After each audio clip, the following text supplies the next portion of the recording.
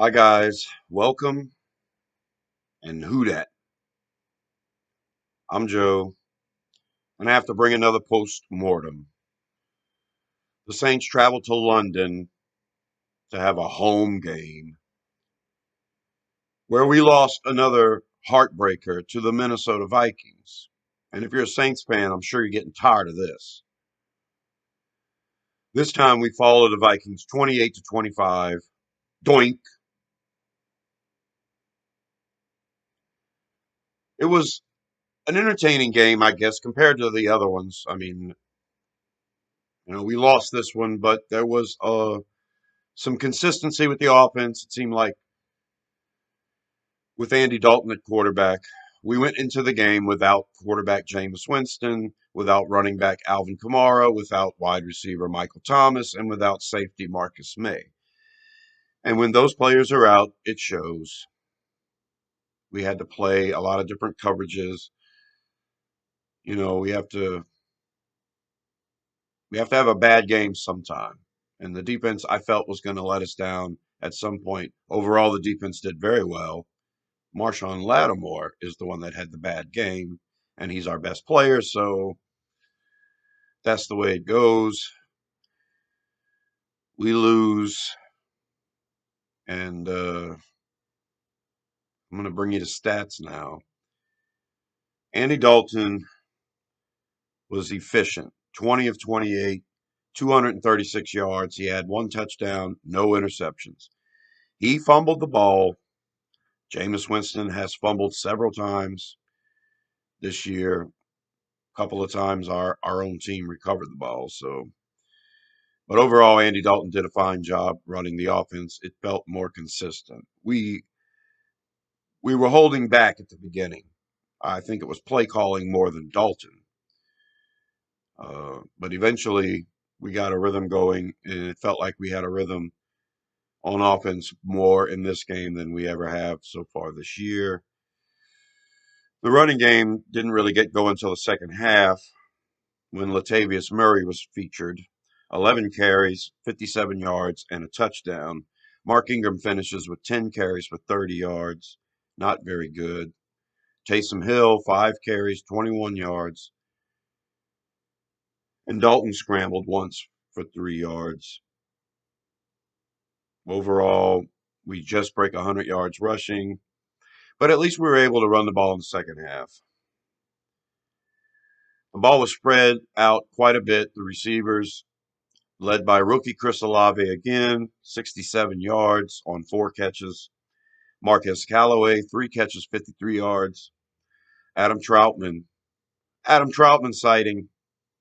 That's the thing with Dalton. He likes to throw the ball to the tight ends and short intermediate routes. Dump it off to the running back when you need to. Winston only looks for Jawan Johnson deep when it comes to tight end.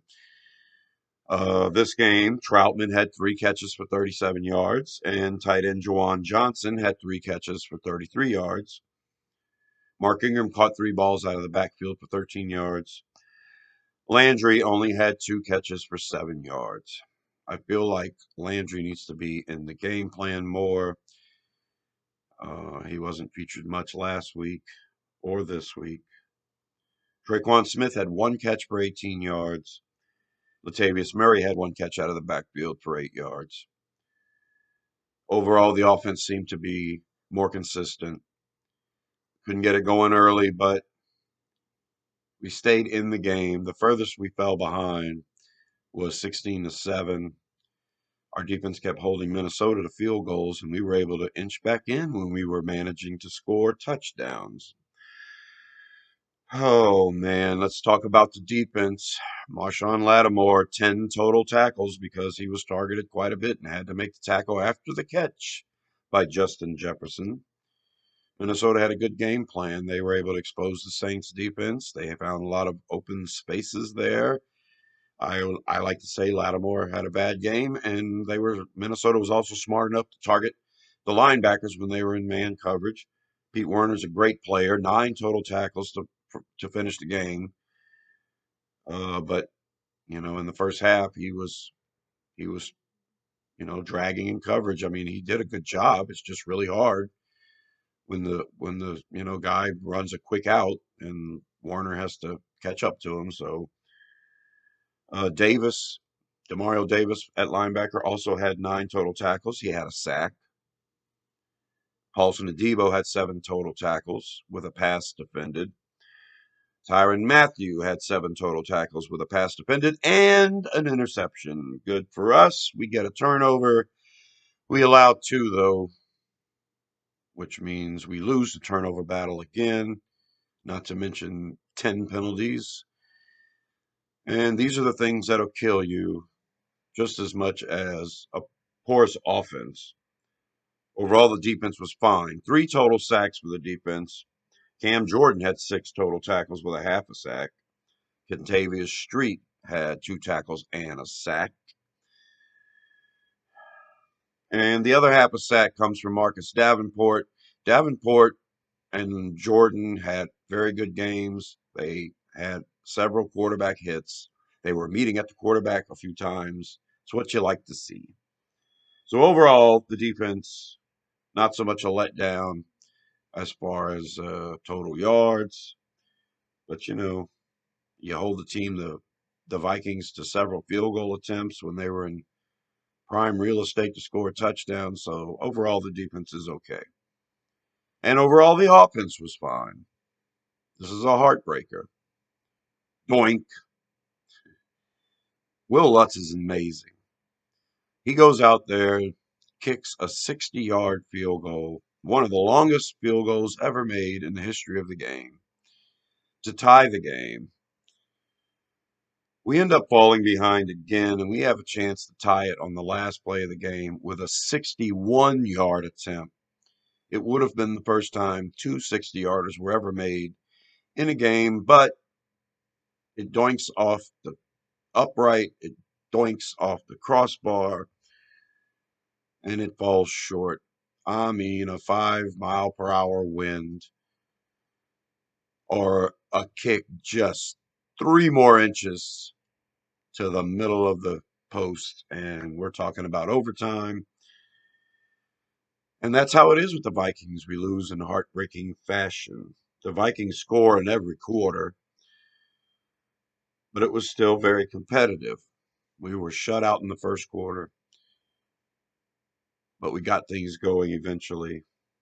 If we could just find a way to be consistent enough on offense, to have no 100-yard penalty days would be nice. To win the turnover battle for once would be nice. And to have everything come together. The defense play a great game, the offense be consistent, and the special teams be consistent. I can't blame Will Lutz for missing that kick. It was amazing he got it that far. I mean, the punter was fine this week, but Deontay Hardy fumbled a kick return. He only averaged 20 yards on those kick returns, which is unlike him. He's better than that. And his only punt return was for 2 yards. I mean, I don't know if Hardy's heart is in it this year or not, but it is a contract year for him. But these things have to all come together. We have to have a good functioning offense like we did this week. But the defense has to do better than allow 270 something passing yards. Now, against Kirk Cousins, we're awful. In the 4 games prior to this one against Kirk Cousins against the Saints has thrown 13 touchdowns, only 1 interception, and 1,300 yards. I mean, he's averaged over 300 yards a game against the Saints, and he's averaged 3 touchdowns a game against the Saints. So to hold him to a 270-yard passing day, 1 touchdown, 1 interception, I got to say the Saints did fine. It looks horrible when you see Justin Jefferson with a final stat line of 10 catches and like 140 something yards or whatever. And when you see the film, he's just a better player than Lattimore and everybody else on the field. Lattimore is one of the best cornerbacks in the league, but he struggles against players like Stephon Diggs and Justin Jefferson, that style type of fast good route runner, stuff like that. He's better against bigger guys. He's better against Mike Evans. We have to play the Seattle Seahawks this weekend. He'll be going up against J.K. Dobbins, right? That's a bigger guy, so maybe Lattimore will have a bounce back game. I'm assuming that Winston's on the mend, and I think based on Dalton's performance, we should go with Dalton again until Winston's 100%. That's just the way I feel. I was also leaning towards putting Murray on the active roster, whether we had to get rid of Tony Jones Jr. and put him on the practice squad or whatever, but to keep Murray. But we didn't. Denver sweeps in and grabs Murray from us. So unless we make a move this week to get another running back, I'm assuming Alvin Kamara will be healthy and good to go. And we need him. And we need Michael Thomas. Our offense struggled last year because we didn't have a guy like Michael Thomas. We have a guy like Chris Olave now and Jarvis Landry, so I expect our offense to produce better than it has, regardless of the quarterback. We have a lot of talent on this team, and I think Dalton managed it very well. I think toward the end of the second quarter and into the second half, we did fine.